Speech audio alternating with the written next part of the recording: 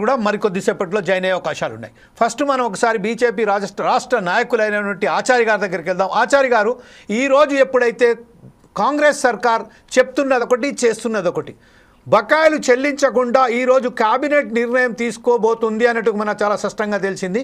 ఒకవేళ కనుక సర్పంచ్ ఎన్నికలకైతే వెళ్తే ఆ బకాయిలు చెల్లించకుండా వెళ్తే మీ పార్టీకి సంబంధించిన మీ నిర్ణయం ఎలా ఉండబోతుంది? పెద్దలందరికీ నమస్కారాలు. ముఖ్యంగా స్థానిక సంస్థల విషయంలో గత ప్రభుత్వము ప్రస్తుత ప్రభుత్వము ఈ వ్యవస్థలన్నీ నిర్వీర్యం చేసింది అనడానికి అనేక ఉదాహరణలు ఉన్నాయి. మొదటి ఉదాహరణ, స్థానిక సంస్థల ఎన్నికలు జరిగిన తర్వాత స్థానిక ఎన్నికలలో ఆనాడు ప్రభుత్వం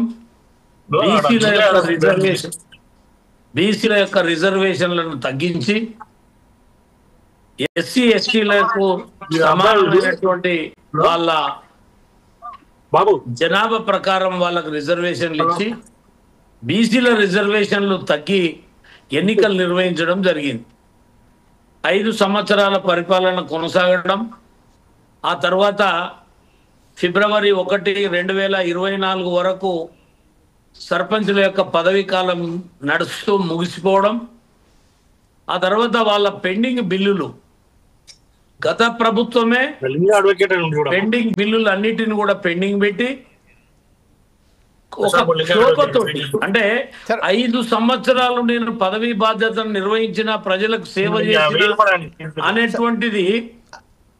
ఆచార్య గారు, ఒక్క 1 సెకండ్ అండి, 1 సెకండ్ బస్.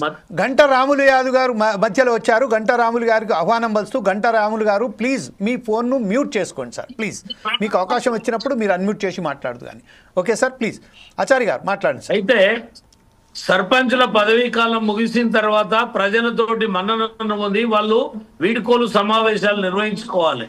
కానీ వీళ్ళ యొక్క పదవీ కాలం ముగిసిన తర్వాత అప్పుల బాధ ఏగలేక, ప్రజల ముందు కోలేక, వీడ్కోలు సమావేశాలు లేవు, బాధపడుతూ మా బిల్లులు ఎప్పుడు వస్తాయని చెప్పి తదనంతరం కాంగ్రెస్ పార్టీ అధికారంలో, గత బీఆర్ఎస్ పార్టీ ఇవ్వనటువంటి తర్వాత కాంగ్రెస్ అధికారంలోకి వచ్చింది, మా బిల్లులన్నీ ఇస్తారు, మా సమస్యల మీద రేవంత్ రెడ్డి గారు అనేక సందర్భాలలో మాట్లాడిండు, మా దీక్షల దగ్గరకు వచ్చిండు, మాకు మద్దతుగా మాట్లాడిండని కొండంత సంతోషంతో కాంగ్రెస్ ప్రభుత్వం వచ్చినాక వాళ్ళ బిల్లుల కొరకు ఎదురు చూపులు చూసుకొని ఇవాళటి వరకు 2 సంవత్సరాలు కావస్తుంది. నిమ్మకు నీరెత్తినట్టున్నటువంటి ప్రభుత్వం వాళ్ళ యొక్క డబ్బులను ఇవ్వకుండా వాళ్ళని నానా ఇబ్బందులు పెట్టి అనేక మంది అప్పుల పాలై ఏదైతే మిత్తిలకు తెచ్చి డబ్బులు కడుతూ వాళ్ళు నానా విధాలుగా బాధపడుతున్నటువంటి సందర్భాలు మనం చూసినాం. ఎంపీటీసీలకు ఈ పరిస్థితి లేదు.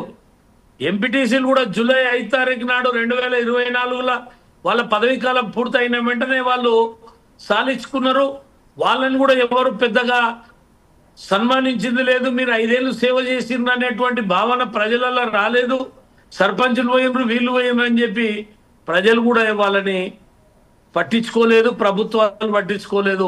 ఇవాళకి ఏదైతే ఫిబ్రవరి టు ఫిబ్రవరి సంవత్సరం అయిపోయింది, మళ్ళీ ఫిబ్రవరి నుంచి ఇప్పటి వరకు ఒక 3-4 నెలలు ఇదొకటి, మొత్తం కూడా సంవత్సరన్నర కాలయాపన ఎందుకు చేయవలసి వచ్చింది? వెంటనే ఎన్నికలు ఎందుకు నిర్వహించలేదు?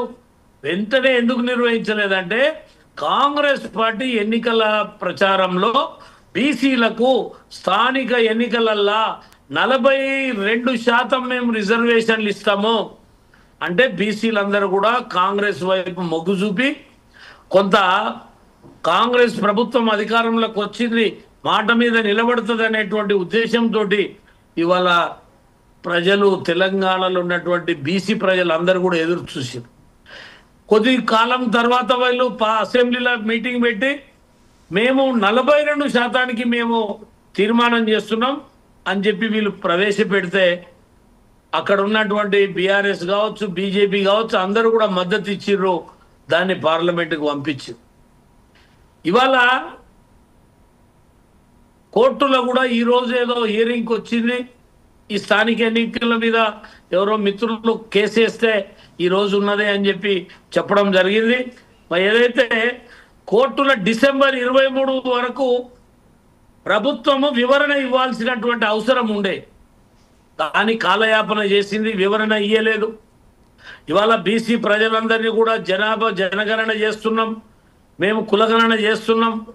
కులగణన చేసిన తర్వాత మాకు ఒక ఆధారం దొరుకుతుంది, ఆ ఆధారం మీద మేము 42% రిజర్వేషన్లు ఇస్తామని చెప్పి ఇవాళ కేంద్రం మీద నెపాన్ని దొబ్బి 6 నెలలు ప్రభుత్వం మీద ప్రజలకు విశ్వాసం కోల్పోయింది. అనేక విషయాల మీద, అనేక ప్రభుత్వ విషయాల మీద, 6 గ్యారంటీల మీద, హైడ్రా మీద, అనేక విషయాల మీద, రైతు బంధు మీద, ఇవన్నిటి మీద విశ్వాసం కోల్పోయి 6 నెలలు నిమ్మకు నీరెత్తినట్టు కూర్చొని ఇవాళ మెల్లమెల్లగా కదిలిచ్చి ఎన్నికలు పూర్తి చేస్తాం, కేంద్ర ప్రభుత్వం నిధులు రావటం లేదని ఇవాళ ఈ ప్రభుత్వంలో గ్రామ పంచాయతీలలో సిబ్బందికి జీతాలు ఇచ్చే పరిస్థితి లేదు, గ్రామ పంచాయతీలకు నూతనంగా పనులు చేసే పరిస్థితి లేదు, కేంద్రం డబ్బులు ఇస్తేనే ఈడ ఇలా ఊడ్చిస్తలే పరిస్థితి ఉంది.